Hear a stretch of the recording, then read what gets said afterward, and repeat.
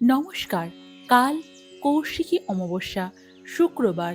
সমস্ত বাধা বিপত্তি থেকে এবং দুঃখ কষ্ট থেকে মুক্তি পেতে চাইলে অবশ্যই শ্রবণ করুন কৌশিকী অমাবস্যার ব্রত মাহাত্ম্য বা ব্রতকথা।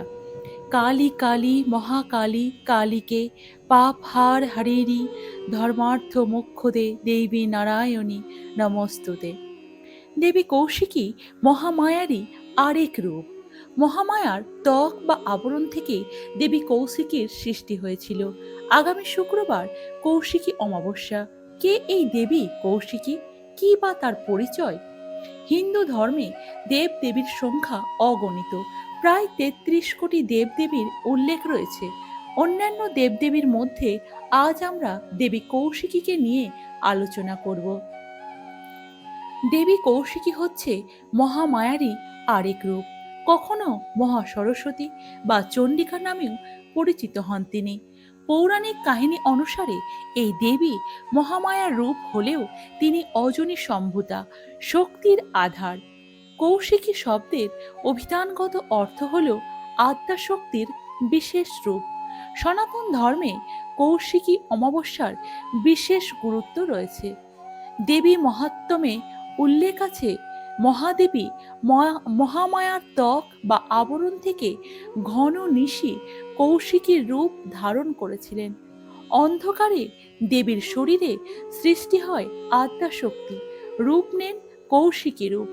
শ্রী শ্রী চণ্ডীতে মহা সরস্বতী দেবীর কাহিনীতে বলা হয়েছে যে একবার শুম্ভ নিশুম্ভ দুই রাক্ষস, দুই ভাই কঠোর তপস্যা করে ব্রহ্মাকে খুশি করেছিলেন। প্রজাপতি ব্রহ্মা তখন সন্তুষ্ট হয়ে বর দিয়েছিলেন যে কেউ তাদের হত্যা করতে পারবে না। একজন অজনী সম্ভূতা মহিলায় তাদের হত্যা করতে পারবে, অর্থাৎ যে নারী মাতৃগর্ভ থেকে জন্ম নেয়নি সেই নারীর হাতে মৃত্যু হবে এই দুই রাক্ষসের। পৃথিবীতে এমন নারী খুঁজে পাওয়া দুষ্কর। ব্রহ্মার বর পেয়ে নিজেদের এক প্রকার অমর ভেবে স্বর্গ মর্ত পাতাল জুড়ে অত্যাচার চালানো শুরু করে দুই রাক্ষস। উপায়ন্তর না দেখে তখন দেবতারা শিবের সামনে হাজির হলেন।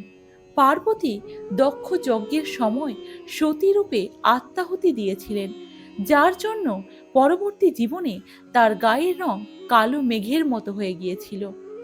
ভোলা মহেশ্বর ভালোবেসে তাকে কালিকা বলে ডাকতেন। মহাদেব সমস্ত দেবতাদের সামনে পার্বতীকে বললেন, কালিকা, তুমি এদের রক্ষা করো। পার্বতীকে সকলের সামনে কালী বলে ডাকায় তিনি খুব অপমানিত বোধ করলেন। অত্যন্ত রেগে গিয়ে তিনি ধ্যানে বসলেন। মানস সরোবরের তীরে তিনি কঠিন তপস্যা শুরু করেন। এরপর মানস সরোবরের শীতল জলে স্নান করে শরীরের সমস্ত কালিমা ত্যাগ করে পূর্ণিমার রং ধারণ করলেন। ঘন কালো মেঘের মতো আবরণ ও দেহকোষ যখন মানস সরোবরে উদ্ভূত হয় তখন দেবীর সৌন্দর্য আলোকময় হয়ে ওঠে। সেই কালো কোষ থেকে এক অপরূপ সুন্দরী কৃষ্ণবর্ণ দেবীর জন্ম হলো। ইনি হলেন দেবী কৌশিকী। অন্যদিকে লক্ষ্মী তন্ত্রে জানা যায়, ইন্দ্রকে দেবী লক্ষ্মী জানিয়েছিলেন তিনি হলেন সেই শক্তি যিনি গৌরী থেকে কৌশিকী রূপ ধারণ করেছেন। তিনি মহাপরাক্রমশালী অসুর ভাতৃদ্বয়কে বধ করেছিলেন কৌশিকী অমাবস্যাতেই। স্কন্দ পুরাণে দেবী কৌশিকীর বর্ণনা রয়েছে। দেবীর ৪ হাত, গলায় নরমুণ্ড, দেহে ব্যাঘ্র চর্ম পরিহিতা। সনাতন ধর্মে কৌশিকী অমাবস্যার বিশেষ গুরুত্ব রয়েছে। শাক্তদের কাছে কালী অত্যন্ত অপরিহার্য ও কাছের আরাধ্যা দেবী। এই দেবীর নানা রূপ রয়েছে। তুমি সন্ধ্যা, তুমি গায়ত্রী, তুমি জগদ্ধাত্রী গোমা, অকুলের ত্রাণ কর্ত্রী, সদা শিবের মনোহরা। কালীর প্রতিটি রূপকেই বিশেষভাবে আরাধনা করেন ভক্তরা। ভাদ্র মাসের প্রথম অমাবস্যায় হল কৌশিকী অমাবস্যা। মা তং হি তারা, তারা তারা ত্রিগুণ হারা, মা তং হি তারা। এই শুভ তিথিকে তারা নিশিও বলা হয়ে থাকে। এই রাতে এক বিশেষ মুহূর্তে স্বর্গ ও নরক উভয়ের দরজা খুলে যায় বলে বিশ্বাস করা হয়। কঠিন সাধনার ফলে এক বিশেষ মুহূর্তে সাধক শুভ ও অশুভ শক্তির অধিকারী হতে পারেন। অমাবস্যার আঁধার রাতে সাধনার ফলে সাধকের কুলকুণ্ডলিনী জাগ্রত করা যায়। সনাতন ধর্মে বিশ্বাস করা হয় যে কৌশিকী অমাবস্যার বিশেষ তিথিতে তারাপীঠের উত্তর বাহিনী দ্বারকা নদে ডুব দিলে বা স্নান করলে মোক্ষ লাভ সম্ভব হয়, শত জন্মের পাপ বিনাশ হয়, এমনকি কুম্ভ মেলার সিদ্ধি লাভের সমান পুণ্য পাওয়া যায় এমনও বিশ্বাস করা হয়। শুধু হিন্দু ধর্মেই নয়, বৌদ্ধ ধর্মে ও কৌশিকী অমাবস্যার বিশেষ গুরুত্ব রয়েছে। মহামায়ার কৃপাধন্য দীন দয়াময়ী তুমি দুর্গ মেতে দুঃখ হরা, এই দিনে মহামায়ার আরাধনা করলে দেবীর অশেষ কৃপা লাভ করা যায় বলে প্রচলিত বিশ্বাস। দেবীর উৎপত্তি তিথি কৌশিকী অমাবস্যা। তন্ত্রমতে সিদ্ধ এই অমাবস্যার সঙ্গে বিশেষ যোগ রয়েছে স্বয়ং মা তারার। অমানিসার রাত্রি মানেই তন্ত্রমতে মা কালীর আরাধনার পুণ্য সময়। শাস্ত্রমতে অমাবস্যার মাহাত্ম্য বিস্তর। প্রতি মাসের অমাবস্যা তিথির রয়েছে বিশেষ কিছু বৈশিষ্ট্য। ভাদ্র মাসের অমাবস্যার গুরুত্ব আর 5টা অমাবস্যার থেকে আলাদা। কৌশিকী অমাবস্যাকে জ্যোতির্বিদ্যাতেও চন্দ্রকলার প্রথম ধাপ বলে মনে করা হয়। ভাদ্র মাসের এই তিথিতেই ধরাধামে অবতীর্ণ হয়েছিলেন দেবী তারা। তন্ত্রমতে এই রাত্রিকে তারা নিশি বা তারা রাত্রিও বলেন অনেকে। গুপ্ত ও কঠিন সাধনা করার জন্য এই দিনটিকে বিশেষভাবে উপযুক্ত মনে করেন তন্ত্র সাধকেরা। মাতৃপীঠ তারাপীঠে এই দিনে দেবী তারা আবির্ভূত হন বলে বিশ্বাস করে সকল ভক্ত। তারাপীঠের মা কৌশিকীর তুমি জলে, তুমি স্থলে, তুমি আদ্য মূলে গোমা, আছো সর্ব ঘটে অর্ঘপুটে, সাকার আকার নিরাকারা। দশ মহাবিদ্যার অন্যতম মহাবিদ্যা শক্তি হল আদ্যা শক্তি। সেই আদ্যা শক্তির আরাধনা করেন যারা, তাদের কাছে কৌশিকী অমাবস্যার গুরুত্ব অসীম। এই তিথিতেই সাধক বামাখ্যাপা সিদ্ধি লাভ করেন, তাই তারাপীঠকে সিদ্ধপীঠ বলা হয়। তারাপীঠ শ্মশানের শ্বেত শিমুলতলায় সাধনা করতেন তিনি। বিশ্বাস করা হয় এখনো সাধনা করলে সাধক জ্ঞান, আনন্দ ও সিদ্ধি লাভ করেন।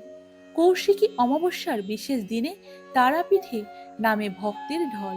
এই দিনে তারা মায়ের বিশেষ পুজো করা হয়। লক্ষ লক্ষ পুণ্যার্থী তারা মায়ের মন্দিরে ভরে ওঠে। গুপ্ত ও কঠিন সাধনা করার জন্য এই দিনটিকে বিশেষভাবে উপযুক্ত বলে মনে করেন তন্ত্র সাধকেরা। মাতৃপীঠ তারাপীঠে এই দিনে দেবী তারা আবির্ভূত হন বলে বিশ্বাস ভক্তদের। দশ মহাবিদ্যার অন্যতম মহাবিদ্যা শক্তি হল আদ্যা শক্তি। সেই আদ্যা শক্তির আরাধনা করেন যারা, তাদের কাছে কৌশিকী অমাবস্যার গুরুত্ব অসীম। এই তিথিতেই সাধক বামাখ্যাপা সিদ্ধি লাভ করেন, তাই তারাপীঠকে সিদ্ধপীঠ বলা হয়। তিনি তারাপীঠ শ্মশানের শ্বেত শিমুলতলায় সাধনা করতেন। এখনো মনে করা হয় যে এখানে সাধনা করলে সমস্ত সাধক জ্ঞান, আনন্দ ও সিদ্ধি লাভ করবেন। মায়ের শিলামূর্তিকে স্নান করানোর পর পরানো হয় রাজবেশে। মা কালী সেজে ওঠেন সোনার গয়নায়, নতুন বস্ত্রে। 108টি জবার মালা, ঘিয়ের প্রদীপ ও ঘি নিবেদন করা হয়। দেবীর পুজো চলে তন্ত্রমতে। ভোগ নিবেদনেও থাকে বিশেষত্ব। এদিন তারা মাকে 4 দফায় ভোগ দেওয়া হয়। দুপুরে দেওয়া হয় অন্নভোগ, ফ্রাইড রাইস, সাদা ভাত, বাসন্তী পোলাও, 7 রকমের ভাজা দেওয়া হয়। অপরাহ্নের ভোগে সন্ধ্যাবেলায় মঙ্গল আরতির পর রকমারি ফল, মিষ্টি ও ক্ষীর দিয়ে বিশেষ শীতল ভোগ দেওয়া হয় মাকে। চিড়ে, লুচি, মিষ্টি, পায়েসের সুস্বাদু ভোগও দেওয়া হয়। রাত্রিবেলায় দেওয়া হয় বলির মাংস, মাছ ও তার ও কারণ ভোগ। থাকে মায়ের বিশেষ পছন্দের পোড়া শোল মাছও। তন্ত্রমতের পুজো, তাই কারণ বাড়ি ও মাংস বিশেষ জরুরি বলে মনে করেন পুরোহিতেরা তারা মায়ের ভোগে। তবে তারা মায়ের ভোগে আরও একটি জিনিস খুবই জরুরি, সেটা হচ্ছে মাছের মাথা। মাছের মাথা ভাজা ভোগে থাকবেই। তবে রাতের ভোগ হিসেবে নিরামিষ খাবারই নিবেদন করা হয় তারা মাকে। তন্ত্র সাধনার জন্য কৌশিকী অমাবস্যার দিনটি খুবই গুরুত্বপূর্ণ। এই বিশেষ দিনে বহু সাধক তারাপীঠের মহাশ্মশানে ভিড় করেন এবং সারা রাত তারা তন্ত্র সাধনায় মগ্ন থাকেন। এই দিনে তারাপীঠের শিলাময়ী দেবীকে বিশেষ স্মৃতিতে পুজো করা হয়। তিথির আগের দিন মা তারাকে একেবারে ভোর ৩টের সময় মূল মন্দির থেকে নিয়ে যাওয়া হয় বিশ্রাম মন্দিরে। সেই মুহূর্তে ভক্তদের ভিড় চোখে পড়ার মতো। দেবীকে স্নানাভিষেক করায় ভক্ত ও সেবায়েতরা। রাজবেশে সজ্জিতা হন মা। বেনারসি সাজে, হস্তমালা, মুন্ডমালা, উলের সাজে ও ফুলের সাজে অপরূপা মায়ের মঙ্গল আরতি করা হয়। এরপর থেকে ভক্তরা মন্দিরে এসে পুজো দিতে পারেন। এই বিশেষ দিনে কুশ সংগ্রহ করলে শুভ ফল লাভ হয় বলে বিশ্বাস করা হয়। অমাবস্যায় মা তারার সন্ধ্যা আরতিতেও বিশেষ আয়োজন থাকে। ৮ ঘন্টা ধরে চলে সন্ধ্যা আরতি। রাতে মন্দির চত্বরেই হয় মহাযজ্ঞ ও নিশি পুজোর আয়োজন। তারাপীঠের মতো বোলপুরে কঙ্কালীতলার সতীপীঠ অমাবস্যার এই বিশেষ তিথিকে কেন্দ্র করে সেজে উঠবে। নানা জায়গা থেকে ভক্ত, সাধু, সন্ত্রীরা ভিড় জমান এখানে। বাউল, লোকগীতি সহ নানা সাংস্কৃতিক অনুষ্ঠানের আয়োজন হয়ে থাকে। আলোকমালায় সাজানো হয় মন্দির চত্বর। ৩ দিন ধরে দুবেলা প্রায় ৪০,০০০ ভান্ডারা দেওয়া হয়। কয়েক লক্ষ মানুষের সমাগম হয় এখানে। সতীপীঠ কঙ্কালীতলায় পড়েছিল মা সতীর কাঁখ বা কাঁকাল। যে স্থানে কাকালটি পড়ে সেখানে মাটি ধসে গিয়ে গর্ত হয়ে যায়। কোপাই নদীর জল এসে গর্তে পড়ে এবং সেখানে কুণ্ডের সৃষ্টি হয়। অমাবস্যায় এই কুণ্ডের চারপাশেই যজ্ঞ করেন দূর দূরান্ত থেকে আসা সাধু সন্ন্যাসীরা। এছাড়াও কঙ্কালীতলা মহাশ্মশানে সারা রাত ধরে যজ্ঞ হয়। সকালবেলায় মাকে স্নান করিয়ে সংকল্প করানো হয়। ফুলের মালায় সাজানো হয় মাকে।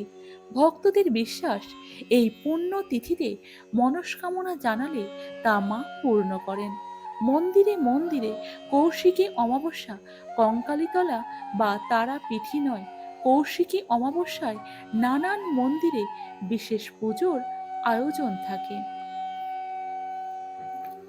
কলকাতার কালীঘাট ও লেক কালীবাড়িতে থাকে বিশেষ পূজার আয়োজন। ৫১ পীঠের অন্যতম কালীঘাট। কালীঘাটের মা সেজে ওঠেন বিশেষ রূপে। বেনারসি স্বর্ণালঙ্কার তো থাকবেই, সঙ্গে থাকে ফুলের অপূর্ব সাজ। ভোগেও থাকে বিশেষত্ব।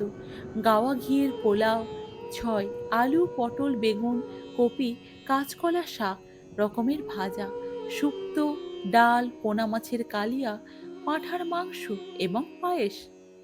খেজুর, কাজু, কিশমিশ দিয়ে চাটনি, পায়েস, পান, জল। রাতে দেওয়া হয় লুচির সঙ্গে আলু ভাজা, বেগুন ভাজা, দুধ, ছানার সন্দেশ ও রাজভোগ।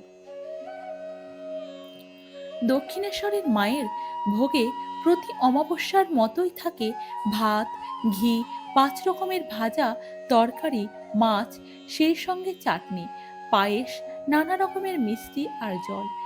বরানগরের সুপ্রাচীন ভবতারিণী মায়ের মন্দিরে ও কৌশিকী অমাবস্যায় বিশেষ পুজো পাঠ হয়। প্রচুর ভক্তের সমাগম হয়। নতুন বস্ত্রে, নতুন অলঙ্কারে 108 জবার মালায় মা সেজে ওঠেন। দেবীর ভোগে থাকে খিচুড়ি, 5 রকমের ভাজা, তরকারি, পায়েস এবং পান। এছাড়াও বিভিন্ন ধরনের ফল, মিষ্টিও দিয়ে থাকেন ভক্তরা। পুরোহিতের মন্ত্রোচ্চারণে, কাঁসর ঘণ্টায় গম গম করে মন্দির চত্বর। ভিডিওটি ভালো লেগে থাকলে অবশ্যই সাবস্ক্রাইব করতে ভুলবেন